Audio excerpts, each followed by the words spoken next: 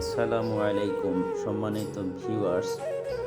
আপনারা নিজের চোখে না দেখলে বুঝতে পারবেন না যে ছোট্ট একটা বাচ্চা, যার বয়স মাত্র 3 বছর 7 মাস, তার বিমান চালানোর কত আগ্রহ এবং সে সবসময় চায় যে বাবা আমি বড় হয়ে দেশের জন্য কিছু একটা করব এবং সে বিমানের পাইলট হবে, এটা তার আশা।